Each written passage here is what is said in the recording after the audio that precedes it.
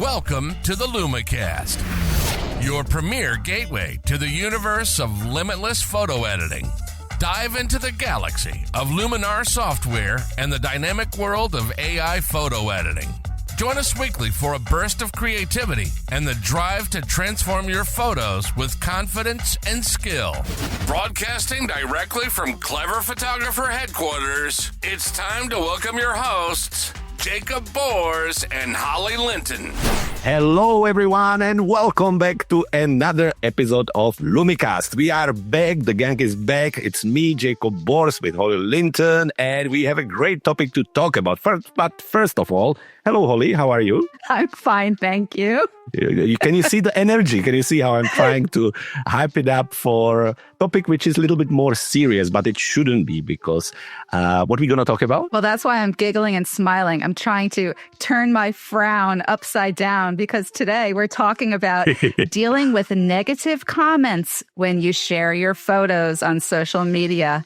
It's a real thing happening out there. And I'm sure Jakub, as a business owner and running different websites and YouTube channels and so forth, that you encounter a lot of comments.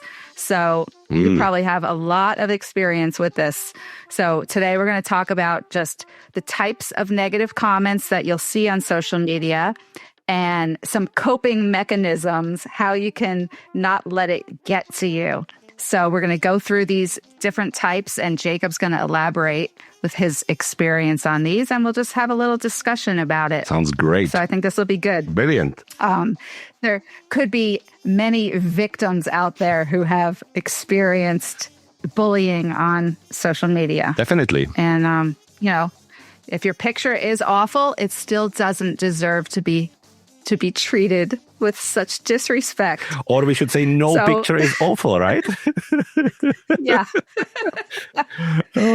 Beauty is in the eye of the beholder. Definitely. So, all right. The first kind of negative comment, we're calling it the drive-by hater. Elaborate on that. Short, sharp, and no explanation. I don't know if those are the worst, honestly, because they are quite fast to get over with, but they can still hurt. You can see things like, sometimes it's even just an emoji, like person throwing up, or like person holding their head, or like a monkey holding her eyes, like things like that, which that it's not positive or nice thing. But that's sometimes enough. But you can also see comments like meh, or rubbish, or not impressed, or awful, or I've seen even worse, like things like it makes me want to puke, and like terrible things, So honestly, this isn't a feedback. It's not helpful in anything. It's just something that my friend called emotional littering. And I really think that's what it is. I would not believe that every one of us experienced it at least once. I'm sure you did as well, Holly. You got this, maybe not even just for your photos, even just for a comment. It's terrible, right? Yes. I'd say I've gotten it more, with just general posting things, not specifically with a photograph. So I do feel there are combative people out there. And sometimes you may just have to if it's actually someone who you thought was a friend, you may have to just let them go, because if they're being toxic and combative, then they're probably not really your friend to begin with. But in terms of photography, I'll kind of knock on wood. So far, I haven't had anyone say anything really bad about my pictures. So thank goodness, because I am such a sensitive person. I think I would probably cry or get upset over it. And that would be completely normal. I mean, the photos are really part of our creative process. We put time to it, effort, emotions, and then when we share it and get these type of comments back, it just really hurts, right? It comes really close. And this is why we're doing this episode, is just to help you deal with it. And probably most importantly, understand that it happens to all of us. Like Holly mentioned at the beginning, I obviously have a photography business. I also just share photos for fun with the people, but then I also do videos on YouTube and reels and stories. And across all these places and locations where I share myself, the amount of comments, negative comments I get is unbelievable. And interestingly, it's always when I start with a new project. So let's say when I started to post my photos initially when I started my career, I got the worst comments there. Or when I started to post videos on YouTube, the first few videos got the worst comments ever. And then eventually, by the time goes and you probably build a little bit of rapport or maybe respect, they just calm down and you start to get nice comments. And eventually your work just kind of finds the audience it deserves and needs. So don't worry, it will not last forever, but often it's something that appears at the beginning of the new process or new action or something like that. So how to deal with these? I think probably one important one is don't reply emotionally. And this we will talk about a little bit later on as well, but that is the biggest mistake you can make. You see the comment, somebody just typed it and you reply immediately when you're boiling with the anger and disappointment and sadness, because you're just going to basically reply in the same vibe, and that really never has a solution or end. How else to deal with it? If you have the possibility, if it's like your own page or maybe your own profile, simply mute, hide, or ignore the person. Whatever you want to do with it. It's your photo, it's your profile. You can do anything you want. You are not some kind of customer support which needs to be political and strategic about how you're going to communicate. It's your photo, you post it there. If you don't want this person, you don't want him to see your photos, you don't want him to be around you. If you find it a little bit toxic, just block him and move on. I do that all the time, not only at the work, but also at my private stuff. It's just like, you clearly have nothing nice to tell me, so why would I waste my time with you? We have only one life, so why to be surrounded by these people?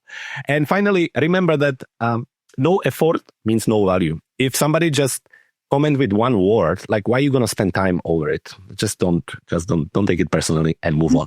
So those are the drive-by haters. Yeah.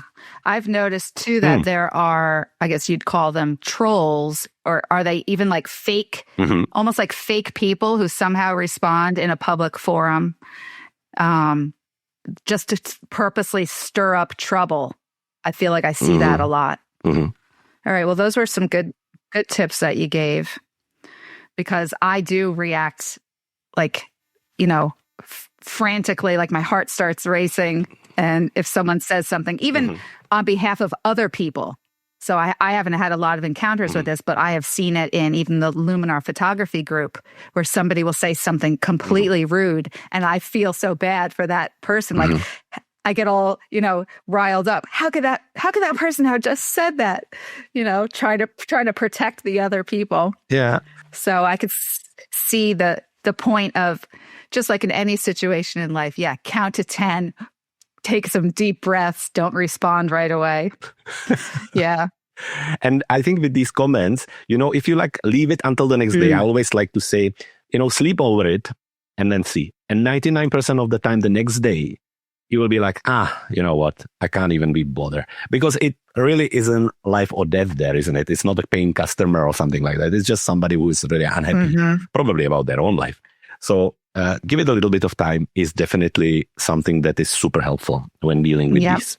Cool. All right. Our second type of negative comment, we're calling the I know better comment. What does that mean? Oh, this one is my favorite. So where the first category is often by people who are not photographers, or they are maybe early photographers, or they're just people online. The I know better is often from the photography community. And it fascinates me how photographer to photographer, creative person to creative person can go and write something so terrible like this, there is a feedback. There is a way to give a feedback, and that can be really helpful. We talk about it later. And then there is something like, that's not how professionals do it. That's my favorite one, by the way. But anyway, coming back to it. So the I know better comments, this one usually starts with the confidence and ends with zero curiosity. So they're not really looking for you to explain or describe or, tell them about it. They're just telling you that that's not how it's done. And that's it. So some examples. That's not how professionals do it. Real photographers wouldn't use presets. That's a good one as well. Or you shouldn't have shot, or you should have shot this differently. Another one is you should only shoot in manual, and you should only shoot with this lens and all of these settings. And the list just goes on and on and on. Basically, in a translation, what they're trying to tell you is that there is only one correct way of doing something, and that's their way. So, yeah, not a great bunch to deal with. Difficult to not argue, but communicate with, because generally these people really have only the one idea, and regardless what you're going to say, they will always follow that one idea. I give you an example. I create these reels where I try to help beginner photographers with their, camera settings and how to shoot things. And it was very interesting because let's say that I was describing how to photograph moon, right? So I give one option using aperture priority and the settings. And I knew that there will be some people who will want to say that it should be shot in manual. So first I published the video with the aperture priority mode. And of course, there was never-ending list of people saying that it needs to be manual. And then like a week later, I published video where I say that it was shot with manual mode. And then you still get the full list of people telling you that it should be shot in aperture priority. So you can't win. You can't win. I think photography is such a, it offers such a variety on how you capture things, how you do things, that there is no one thing. Just because you learn it or it works for you in one way doesn't mean that it has to work the same way to the other person. I think in one of our episodes recently, we talk about like this big button focusing, we talk about that you press the button at the back of the camera. And while this works for me and you, I'm sure there are photographers who would hate it. They just really get used to the half press shutter, focus, and then take the picture. And that's perfectly fine. There is no right or wrong in either or. But you and me, we can accept it, but there are people who can't. And those are the one which I like to call I know better comments. All right, how to deal with it? So you can acknowledge them without agreeing. You then say, well, thank you for sharing your point of view on it, if you want. I would personally suggest not to engage at all. Basically, because everything I said until now is that it will be very difficult to win it. If you're gonna engage and comment back, hoping that you will get some kind of approval, it will be very difficult to get, and most likely you will not. And important is to remember that you don't owe anyone a creative justification. So let's say that you go out and you capture, street with overexposed sky because you like it that way. You just like it, Maybe the sky wasn't really beautiful, so you prefer just the kind of white there. You don't need to explain anybody why you done it that way. You like the photo, you share it, and that's it, So just don't feel that because somebody's telling you how to do it, that you have to do it and that you have to explain yourself. That's what I would have for this. Okay. So the I know better comment is really more of like the my way, it's my way or the highway. Definitely. That kind of a person. Yeah. Would it be a little bit of like a gatekeeping as well, maybe? It's just rude. And you don't know what kind of education anybody has. You're making, that person's making a judgment of, oh, this person must be a beginner. They don't know anything. So I'm going to tell them how to do it. Yep. But it's all in the wording and the tone. It's hard to tell what the tone is in a text message or on a post. What the inflection is, or if the person was saying it with a rude voice or a happy voice, So that's tough. All right. Okay, let's go to the third type of negative comment. You're calling this the backhanded compliment. And you say these are a little bit sneaky, so give some examples of that. Yeah, definitely. So we have gone through two types of negative comments, which are pretty much straightforward, right? You read them and you know what you're getting. You're getting somebody really not being happy most of the time about themselves, but they hurt immediately. Where the third part is kind of sneaky because generally they start with something nice. So example would be a really nice photo, but then there is the but. Usually there is a but. So for example, really nice photo, but I prefer it natural. Or also a good one, which I hate, you don't know what level of photography anybody is in, but this one is good attempt for a beginner. It's so you get that good attempt for a beginner, you're putting somebody down immediately there.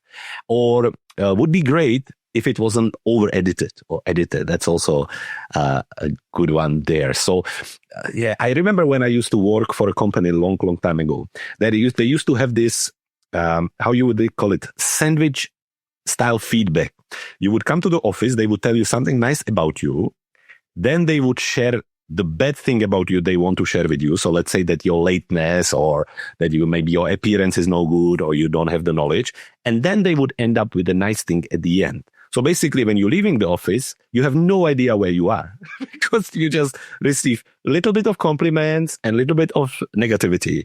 And I actually hate this kind of feedback sandwich. And this is a little bit, in a way, the same thing. You get that little bit of nicety and then you get the slap over your finger. So, yes, as I say, little sneaky, but I think the result is same. It just puts you down. How to deal with it? Yeah, smile internally, because when you're going to see it from now on forever, you will see through. You can respond politely or not at all. Sometimes with these people, you can not argue, but you can maybe explain or you can have a talk that can work. But most importantly, do not put self-doubt on yourself because of this, because as Holly talked about it a little while ago, the person doesn't know who you are, what kind of level of photography you have, where did you start it, what's your situation. Good example is I have a friend which is incredible portrait photographer, like, paid work and assignments and projects. And he just wanted a little break from portrait photography. So he tried a little bit of macro photography and wildlife. And he wasn't that great in it because it's a different category, especially if you don't have the right gear. So he took a few pictures and shared them. And he got slapped over because it's not professional and this is how beginners do. And, but this guy is proved incredible photographer. So you don't know who you're talking to and you should be really careful about, what you're doing. So that's it from me about the backhanded compliments. Yeah, I've noticed there are people who will purposely say they're a beginner. When they post a picture, I'm a beginner, or I don't even know how to use my camera. So they kind of put that in there, hoping, to avoid people making negative comments. So that might actually be a good tip if you are, leery of what you're posting, to kind of protect yourself from those comments by... I wonder if it helps. It's almost like you're putting yourself down before you even share it. I don't know. Be confident about your photos. Yes. Be confident about what you create, And I think more importantly, if you're looking for a space to share your work and get feedback, choose carefully. Yes. I think that's really important, I think that's probably more important than anything else, If you just want to share your images around and, be a little bit social, then it's probably less important. But if you're really looking for some kind of feedback to grow, then I think you should be really careful. Mm-hmm. And a lot of these groups that you do join on social media do have administrators who are supposed to be, reviewing the messages to see if there is, anyone's breaking the rules, or sometimes you have to sign up for the group understanding the rules. And a lot of them do say, let's be nice to each other, only give feedback if asked. And I personally, I only give feedback on pictures if somebody asks.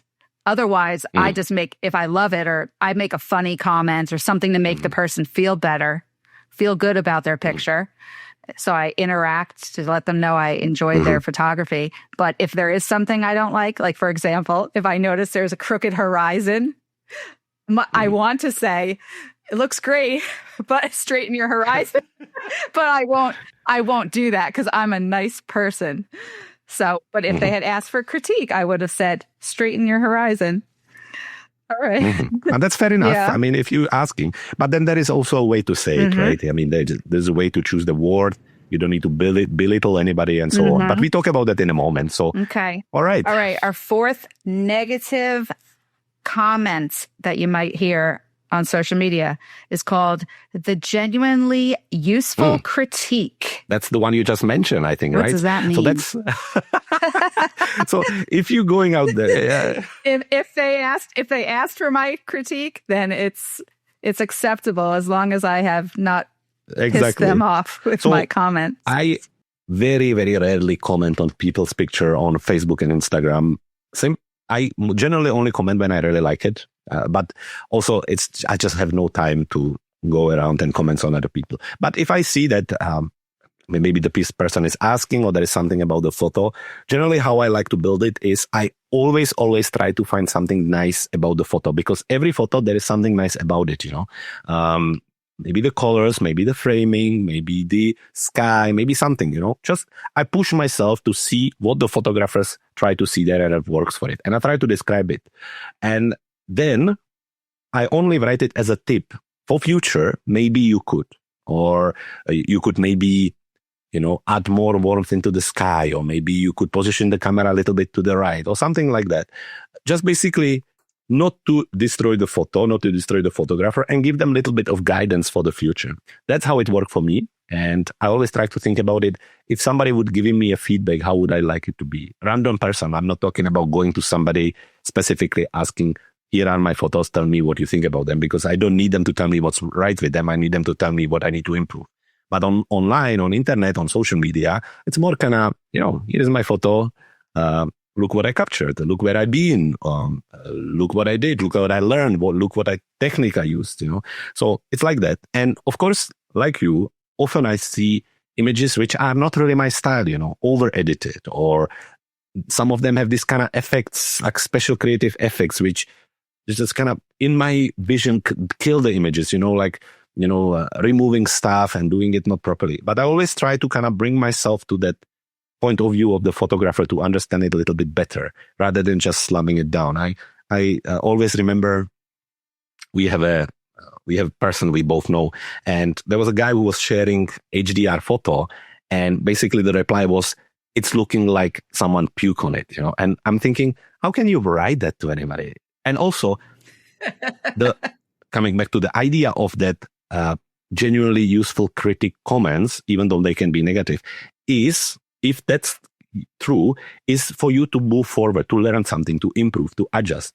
So, but where if you just have like a straight on negative comment, that will not help you anything. By telling somebody that it looks like puke, that person have no idea how to adjust it, because first, it's rude, obviously, straightforward.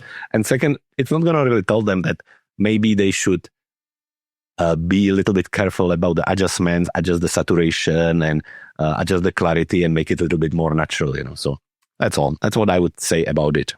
Couldn't they just use the barf cleanup slider in Luminar Neo? Yes. But also, it's just really so specific kidding. And so personal, isn't it?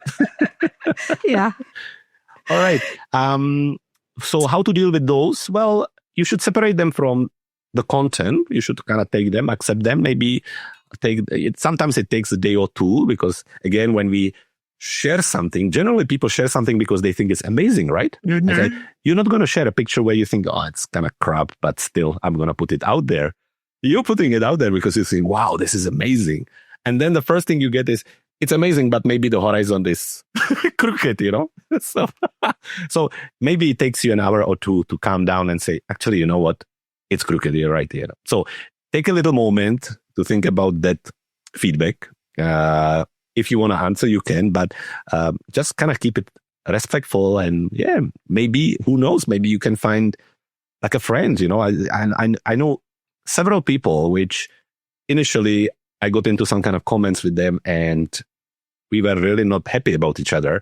But then when we wrote and then privately messaged, we actually became friends, and people I know and follow until now. Sometimes it's what we have to remember. Sometimes that kind of online communication can be just really confusing because you're not standing in front of the person, the tone, the language. Yeah, it can be really difficult. So, yes. Yeah. So basically, I guess the moral of the story for today is don't be afraid to share your photography on social media. Be prepared, because there are mean people out there, unfortunately. So you might encounter these different types of negative personalities and negative commentary out there. You really should just think positive, look at all of the positive comments, forget the negative comments, and, just continue, educating yourself, improving your photography. Only compare yourself to yourself.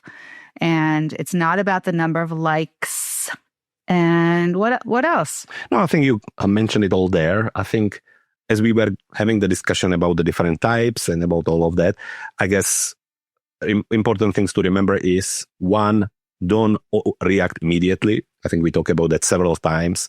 Remember that you don't have to justify to anybody your creative choice. Don't argue with somebody who's not listening. And building on what Holly just say, absolutely don't get discouraged by these people. I think what you should do and what I want you to do is go out there, post your photos, tell the story, and let people react to it, because that's how it's going to be. That's how it's with all art and creatives, and it's fine. It's fine. Just focus on yourself. Mm-hmm. And if you're finding yourself in groups that really have no value, then leave that group. Absolutely. You're saying don't leave immediately or delete the post, out of a reaction. But yeah, over time you'll know if that group is really, adding anything, or if you're in a group and it's like making you upset all the time, then that's probably a clue that it's not meant to be with that particular group of photographers. Well, folks, have a great week. Thank you, Holly, for today. You're welcome. It was fun. And we'll see you all next week. Bye-bye. Bye, everyone. And that's a wrap. Now, there's only 3 things left to do.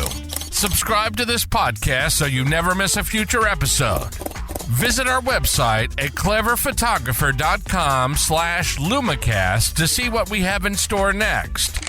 And stay creative and keep editing your photos no matter what anyone says.